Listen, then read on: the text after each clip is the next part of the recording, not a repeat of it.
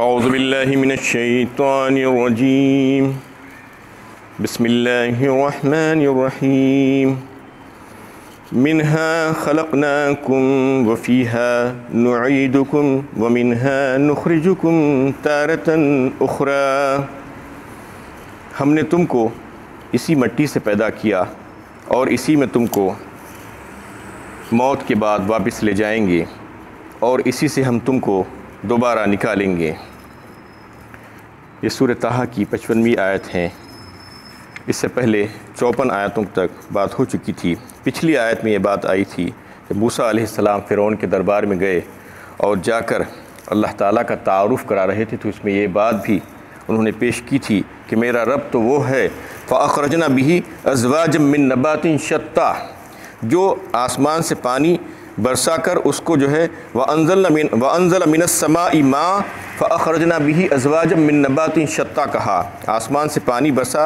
اور پھر اس کے بعد پانی کے ذریعے سے مختلف قسم کی پیداوار زمین سے نکالی، بے شمار پیداوار، بے شمار سبزہ، قسم قسم کی متفرق۔ تو ایسا ہی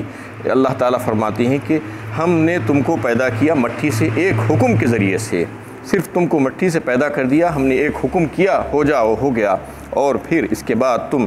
کو موت بھی دیں گے، ہم اسی میں مٹی میں ملائیں گے لے جا کر، اور پھر تم کو موت کے بعد پھر واپس جو ہے اسی سے لے کر نکالیں گے۔ تو یہ تیسرا مرحلہ ہوگا۔ یہ تینوں مرحلوں کا اس میں اللہ تعالیٰ نے ذکر فرما دیا۔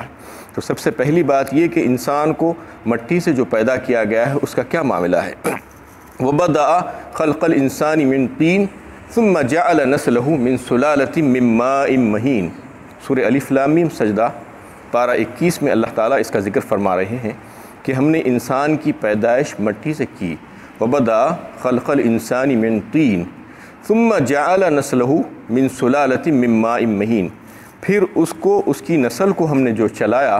وہ ایک جو ہے یعنی بے وقت پانی کے نچوڑ سے چلایا۔ تو اس کا مطلب یہ ہوا کہ سب سے پہلی پیدائش تو مٹی سے ہوئی، اس کے بعد کی جو پیدائشیں جو سلسلہ چلا وہ مٹی سے نہیں بلکہ جو ہے پانی سے چلایا گیا۔ ایک بے وقت پانی کا ذکر اللہ تعالیٰ نے فرمایا۔ تو سب سے پہلے جو پیدائش حضرت آدم علیہ السلام کی ہوئی، اللہ تعالیٰ نے ان کو مٹی سے بنایا، مٹی سے ایک پتلا بنایا، اور مٹی ساری یعنی کائنات کی، زمین کی جو ہے جو بھی ہر جگہ کی مٹی کو جو ہے لیا گیا اس میں، اور ہر خطے کی مٹی کو لیا گیا اور اس میں ملایا گیا اور اس کا خمیر تیار کیا گیا اور اس سے پتلا بنایا گیا۔ یہی وجہ ہے کہ مختلف خطوں کے لوگ مختلف رنگوں کے ہوتے ہیں، کوئی گورا ہوتا ہے، کوئی کالا ہوتا ہے، کوئی سرخ ہوتا ہے اور کوئی دوسرے رنگ کا ہوتا ہے، کوئی کم خط کا ہوتا ہے، کوئی زیادہ خط کا ہوتا ہے۔ مختلف لوگ مختلف آپ کو دنیا میں نظر آتے ہیں مختلف ممالک کی۔ یہی وجہ ہے کہ اللہ تعالیٰ مختلف انہیں حصوں سے جو ہے مٹی کو لیے اور پھر اس سے ایک پتلا بنایا گیا۔ اور پھر مٹی کا جو ذکر کیا ہے اللہ تعالیٰ نے سورہ الف لام میم سجدہ میں تین کہا، تو یہ نون تین مٹی کے لیے کہا۔ تین جو ہے تے سے جو آتا ہے وہ انجیر کو کہتے ہیں، تے یہ نون تین، اور یہاں پر جو ہے مٹی کے لیے لفظ جو استعمال کیا گیا وہ تین کا کیا گیا ایک جگہ سورہ الف لام میم سجدہ میں، تو یہ نون، اور ایک جگہ تراب کا استعمال کیا گیا، تراب کا لفظ مٹی کے لیے، جو سورہ حج پارہ 17 میں جو ہے تراب کہا، ہم نے تم کو جو ہے مٹی سے بنایا، اس میں تراب کا ذکر کیا ہے۔ اور جو ہے ایک جگہ من صلصال من حمأ مسنون کہا سورہ حجر پارہ 14 میں، یعنی سڑے ہوئے گارے کی کھنکھناتی ہوئی مٹی سے ہم نے تم کو پیدا کیا، یعنی بدبودار مٹی سے پیدا کیا کہا۔ اور پھر ایک جگہ من صلصال کالفخار کہا سورہ رحمان پارہ 27 میں، یعنی ٹیکری کی طرح بچتی ہوئی مٹی۔ یہ بالکل آخری حیت اور اس کی جو ہے کیفیت ہوتی ہے مٹی کی، یعنی پہلے اس کو جو ہے ملایا، سوکھی مٹی تھی، تراب کہا، اس کے بعد جو ہے کچی ہو گئی، گیلی ہو گئی، چپچپی ہوئی، اور پھر اس کو جو ہے ملا کر رکھ دیا، اس میں خمیر آیا اور وہ سڑ گئی اور بو آنے لگی، بدبو آنے لگی، اس کے بعد جو ہے سوکھ گئی۔ جب سوکھی تو پھر وہ کھنکھناتی ہوئی مٹی، جیسا کہ برتن مٹی کے آپ کو نظر آتے ہیں کھنکھناتے ہوئے، اس پہ ہاتھ لگاؤ تو آواز آتی ہے، تو ایسی مٹی سے ہم نے بنایا۔ یہ چار طریقے سے جو ہے اللہ تعالیٰ نے جو ہے بات کی ہے مٹی کو، اور چار اس کی جو ہے درجات بتائے ہیں کہ یہ مٹی کا تذکرہ اللہ تعالیٰ نے فرمایا۔ تو اس طریقے سے آدم علیہ السلام کی پیدائش مٹی سے ہوئی، سب سے پہلی پیدائش، اور حضرت حوا کو اللہ تعالیٰ نے حضرت آدم کی پسلی سے پیدا کیا، اس کے بعد پھر سلسلہ جو ہے انسانوں کا پانی سے چلایا۔ اور اگر دیکھا جائے تو پانی سے جو چلنے کا جو معاملہ ہے کہ انسان کی جو غذائیں ہیں وہ بھی مٹی ہی ہے۔ اگر آپ اندازہ کریں تو معلوم ہوگا کہ کون سی ایسی غذا ہے جو زمین سے نہیں نکلتی۔ انسان جو کچھ بھی کھاتا ہے وہ سب کے سب مٹی سے نکلتے ہیں، چاہے وہ ترکاریاں ہو، چاہے وہ اناج ہو، چاہے وہ پھل ہو، چاہے اور کوئی دوسرے جو ہے چیزیں ہوں زمین سے نکلنے والی، یا چاہے جو ہے چوپائے مویشی جانور جو آپ اس کا گوشت کھاتے ہیں، یا پرندے ہوں، یا جو ہے پانی میں چلنے والے جو ہے پانی کے جانور یا مچھلی ہو، یہ سب کے سب مٹی ہی سے تعلق رکھتے ہیں اور مٹی ہی سے بنے ہوئے ہیں۔ تو یہ ساری کی ساری غذائیں مٹی سے ملتی ہیں انسان کو، اور ہوتا یہ ہے کہ مٹی سے غذائیں بنتی ہیں اللہ کے حکم سے، اور پھر وہی غذائیں انسان کھاتا ہے، اس سے اس کو طاقت ملتی ہے اور خون بنتا ہے، اور پھر خون سے نطفہ بنتا ہے، اور نطفے سے پھر اللہ تعالیٰ ایک حسین و جمیل انسان کی شکل میں ایک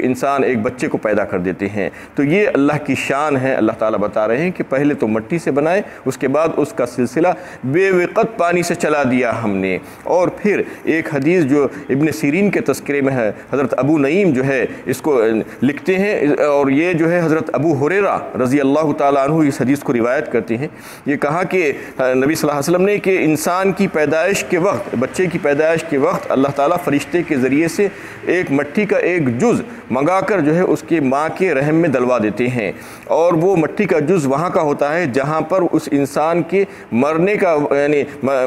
مر کر جو ہے دفن ہونے کا جو ہے علم اللہ تعالیٰ کو ہے کہ وہ انسان پیدا ہوگا، اس کے بعد مر کر جس مٹی میں دفن ہوگا وہ مٹی کا ایک جز لا کر ماں کے رحم میں ڈالا جاتا ہے۔ یہ حدیث غریب درجے کی ہے۔ اور ایک حدیث ہے حضرت عبداللہ بن مسعود رضی اللہ تعالیٰ عنہ حدیث کو روایت کرتے ہیں، فرمایا رسول اللہ صلی اللہ علیہ وسلم نے کہ اللہ تعالیٰ جو ہے انسان کی پیدائش سے پہلے مٹی کا ایک جز لا کر اس کی ناف میں ڈال دیتے ہیں، اور پھر وہ مٹی رہتی ہے ویسی، اور پھر وہ مٹی میں جو ہے جو جہاں سے لائی گئی تھی اللہ تعالیٰ کو علم تھا وہی مٹی میں جا کر وہ دفن ہوتا ہے۔ تو اس طریقے سے یہ حدیث بھی جو ہے غریب ہے، لیکن بعض حضرات کا کہنا ہے کہ یہ حدیث جو ہے حسن درجے کی ہے۔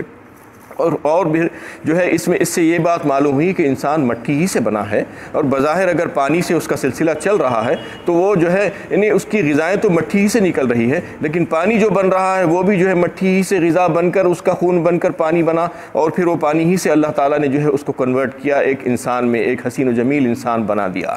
یہ بات انسان کی پیدائش کے تعلق سے ہوئی۔ اور پھر یہ آیت کے تعلق سے جو ہے اللہ کے نبی صلی اللہ علیہ وسلم ایک دفعہ ایک میت کو دفن کر رہے تھے تو یہ آیت پڑھ رہے تھے، 3 مٹھی جو ہے مٹی لیے آپ صلی اللہ علیہ وسلم، اور پھر سب سے پہلے دفنانے کے بعد میت کو کہا کہ منہا خلقناکم کہتے ہوئے ایک مٹھی مٹی جو ہے قبر پر پھینکے، اس کے بعد دوسری مٹھی پھینکتے ہوئے وفیہا نعیدکم کہا، اور تیسری مٹھی سے جو ہے مٹی پھینکے، اور پھر کہا کہ ومنہا نخرجکم تارۃ اخری، یعنی ہم نے تم کو اسی مٹی سے پیدا کیا اور اسی میں تم کو موت کے بعد واپس لے جائیں گے، اور پھر اسی سے ہم تم کو دوبارہ نکالیں گے۔ یہ 2 مرحلے ہو گئے ہیں یہ بتانے کے لیے کہ پہلا مرحلہ مٹی سے پیدا کیا گیا، اس کے بعد دوسرا مرحلہ اب پیش آ رہا ہے، قبر میں تم جا رہے ہو، یہ دوسرا مرحلہ ہے وفیہا نعیدکم، اس کے بعد پھر اسی سے نکالے جائیں گے تم۔ اللہ تعالیٰ اپنے فضل و کرم سے جو ہے اپنی قدرت سے، قدرت کاملہ سے تم کو پھر واپس اسی مٹی سے نکالیں گے، یہ کہہ کر جو ہے آپ صلی اللہ علیہ وسلم تدفین کیے تھے۔ لیکن یہ حدیث بھی جو ہے ضعیف حدیث ہے بتائی جاتی ہے، صحیح احادیث میں نہیں ہے، لیکن بات سمجھ میں آتی ہے کہ یہ 3 آیت کی روح سے جو ہے اگر دیکھا جائے تو واقعی میں یہ 3 مرحلے ہیں انسان کے، جس میں جو ہے انسان کی پیدائش اور اس کے بعد پھر اس کی موت، پھر دوبارہ جو ہے اس زمین سے مٹی سے واپسی کا جو مسئلہ ہے وہ اس آیت میں جو ہے بات واضح ہو گئی ہے۔ اور ایک بات اس آیت کے یعنی اس پہلے اگر دیکھا جائے تو 2 رکوع مسلسل موسیٰ علیہ السلام اور فرعون کے واقعے کے جو ہے چل رہے تھے، اس کے بعد بیچ میں ایک آیت آ گئی ہے، اس میں جو ہے انسان کی پیدائش، اس کی موت، اور پھر قیامت میں دوبارہ مٹی سے نکالے جانے کا تذکرہ، اس کے بعد پھر سے جو ہے مسلسل 3 رکوع موسیٰ علیہ السلام اور پھر فرعون کے تذکرے کے آ رہے ہیں۔ بیچ میں یہ ایک آیت کو لانے کا کیا مطلب ہے آخر؟ یعنی اس کا جو ہے کیا ربط ہے پچھلے رکوعوں سے اور آگے کے 3 رکوعوں سے، جبکہ جو ہے 5 رکوع میں مسلسل واقعات فرعون کے ہی آ رہے ہیں اور موسیٰ علیہ السلام کے آ رہے ہیں، لیکن بیچ میں ایک آیت یہ آ گئی تو یہ اس کا ربط کیا ہے؟ کیونکہ ہر آیت کا جو ہے ربط ہے دوسری آیت سے۔ قرآن کریم میں اگر آپ دیکھیں ہر سورت کا دوسری سورت سے ربط ہے، بے ربط کوئی چیز نہیں ہے۔ اللہ تعالیٰ نے یعنی توازن قائم کیا ہے اس کو اور جو ہے ربط کے ساتھ جو ہے لگایا ہے۔ تو اس آیت کا ربط اگر آپ غور و فکر کریں تو یہ معلوم ہوگا کہ فرعون کو جو ہے یعنی اللہ کا پیغام پہنچایا جا رہا تھا موسیٰ علیہ السلام کے ذریعے سے، اور اللہ کا تعارف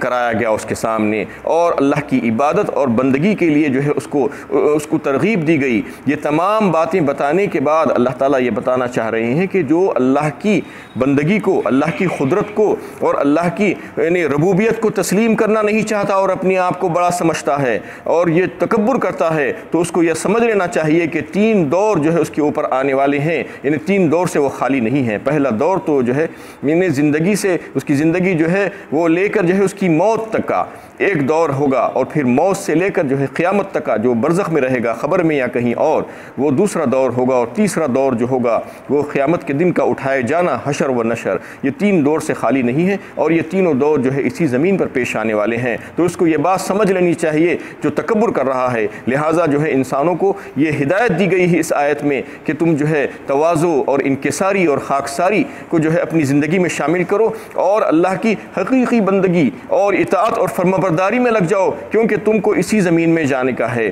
اسی زمین پر جو ہے کیا اکڑنا کیا تننا ہے، اسی زمین میں مرنا، سڑنا اور گلنا ہے۔ تو یہ جو ہے یہ بات جو ہے ہمیں اچھی طریقے سے سمجھ لینا چاہیے کہ یہ زمین پر اکڑنے سے کوئی فائدہ ہونے والا نہیں ہے، تکبر سے، انانیت سے کوئی فائدہ ہونے والا نہیں ہے، بلکہ جو ہے اللہ کی بندگی کو تسلیم کر کے فرمانبرداری اور اطاعت کو قبول کر لیں اگر، تو پھر وہ جو ہے سب کے لیے فائدہ مند ہے، وہ انسان کے لیے فائدہ مند ہے۔ یہاں تک یہ بات آ گئی اور یہ بات سمجھ میں آ رہی ہے کہ واقعے میں یہ آیت جو ہے بیچ میں کیوں آئی تھی۔ فرعون کے واقعے کے بیچ میں ایک آیت کو لایا گیا، پھر سے 3 رکوع فرعون ہی کے جو ہے اور موسیٰ علیہ السلام کے تذکرے کے چل رہے ہیں۔ وَلَقَدْ أَرَيْنَاهُ آيَاتِنَا كُلَّهَا فَكَذَّبَ وَأَبَى، اور ہم نے اس کو اپنی وہ سب نشانیاں دکھلائی جو قبولیت حق کے لیے کافی تھے، پھر وہ انہیں جھٹلایا اور انکار ہی کرتا رہا۔ یعنی ساری نشانیاں، سارے معجزات اس کے سامنے پیش کر دیے گئے، لیکن اس کے باوجود وہ ماننے سے جو ہے ماننا نہیں چاہ رہا تھا، مسلسل جھٹلا رہا تھا اور انکار ہی کرتا رہا۔ یعنی اس کا یہ ارادہ ہی نہیں تھا کہ یہ حق کو تسلیم کر لے، اس لیے وہ جو ہے آنکھیں بند کرتا رہا، سارے معجزات بھی دیکھا، سارے حق کو سمجھا اور یہ سمجھ لیا کہ یہ جو ہے حق ہے، لیکن اس کے باوجود جو ہے اس کو ماننے سے انکار کیا۔ قال اجئتنا لتخرجنا من ارضنا بسحرک یا موسیٰ، کہا اے موسیٰ کیا تم ہمارے پاس اس لیے آئے ہو کہ اپنے جادو کے زور سے ہم کو ہمارے ملک سے باہر کر دو؟ اور یہ بدبخت یہ کہتا ہے موسیٰ علیہ السلام سے کہ جو معجزات لے کر آئے ہیں وہ معجزات کو جادو کہہ رہا ہے، اور کہہ رہا ہے کہ کیا تمہارا یہ ارادہ ہے کہ تم یہ جادو جو لے کر آئے ہو ہم کو ہمارے ملک سے باہر کر دو، ہماری حکومت سے ہمیں بے دخل کر دو اور سلطنت پر خود قائم ہو جاؤ اور اس سے فائدے اٹھاؤ؟ کیا اس لیے تم یہاں پر آئے ہو یہ جادو دکھانے کے لیے؟ فَلَنَأْتِيَنَّكَ بِسِحْرٍ مِثْلِهِ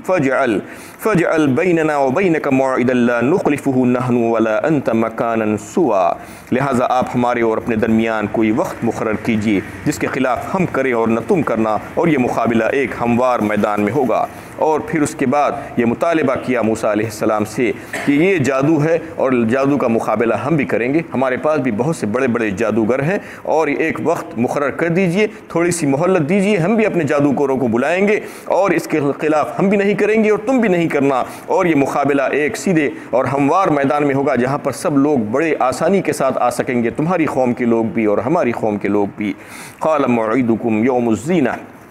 قال موعدکم یوم الزینۃ وان یحشر الناس ضحیٰ، موسیٰ علیہ السلام نے کہا یہ مقابلہ تمہارے جشن کے دن ہوگا اور لوگ چاشت کے وقت جمع ہو جائیں، اور موسیٰ علیہ السلام نے اس کو قبول کر لیا اور کہا کہ ہاں بالکل ہوگا، یہ ہمارا بھی وعدہ ہے کہ مقابلہ ہم کریں گے تم سے، اور جو ہے یہ مقابلہ اس دن رکھو جس دن تمہاری عید ہے، جس دن تمہارے پاس میلہ لگتا ہے، جس دن بڑا جشن ہوتا ہے تمہارے پاس، کیونکہ اس دن جو ہے بہت سے لوگ جمع ہوں گے، تمہاری ساری قوم کے لوگ جمع ہوں گے اور ہماری قوم کے بھی لوگ جمع ہوں گے، اور سب دیکھ لیں گے کہ معجزہ کیا ہے اور جو ہے جادو کیا ہے، یہ سب کے سامنے جو ہے حق کا حق ثابت ہو جائے گا اور باطل کا باطل ہونا ثابت ہو جائے گا۔ لہذا اس دن سب جمع ہو جائیں اور جو ہے بالکل روشنی ہوتے ہی جمع ہو جائیں۔ چاش کے وقت کا مطلب یہ ہے کہ جب روشن ہو جائے، یعنی سورج جو ہے ذرا سا بلند ہو جائے تو اس وقت چاش کی نماز پڑھی جاتی ہے، تو اس وقت جو ہے سب جمع ہو جائیں گے، روشنی ہوگی تو سب کو دکھے گا اور واقعی میں کیا معاملہ ہے وہ بھی سمجھ جائیں گے لوگ، اور حق کا حق ہونا بالکل ثابت ہو جائے گا۔ وآخر دعوانا ان الحمد للہ رب العالمین۔